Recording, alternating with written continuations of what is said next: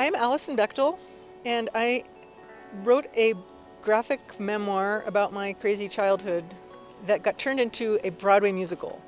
I'm here at Aspen Words to talk about it with Beth Malone, who plays me in the Broadway musical.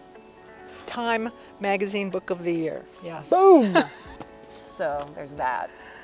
Alison actually is a genius, but I'm not actually a genius, but I play a genius, so. You play one on Broadway. On Broadway.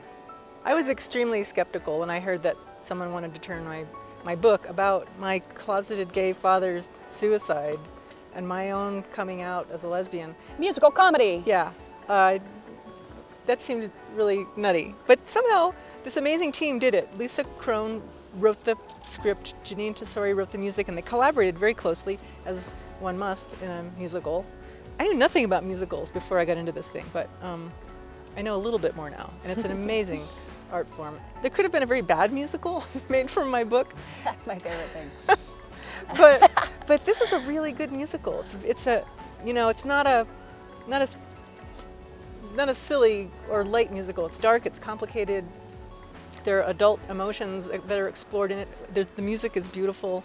I have to say, like an Alison Bechdel story, people asked her to make it into a movie, and you said no, because if it was bad, it would be permanent. Yeah. But you were like, if it's a bad musical, no one will see it.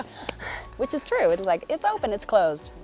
The emotional arc of the play, like where it begins and where it wanders haphazardly to in the middle, and then where it must ultimately go at the end, is the same as the book, I think. I mean, that's the only thing that is sort of like, the emotional arc is almost parallel to the journey.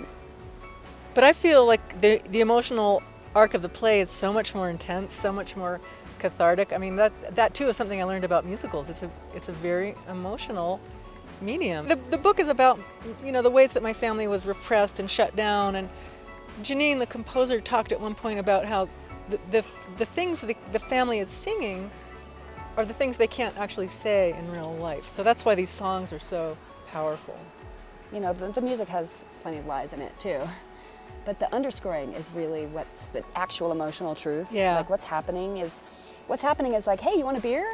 And what the music's doing is gung, gung, gung. Right. You know what I mean?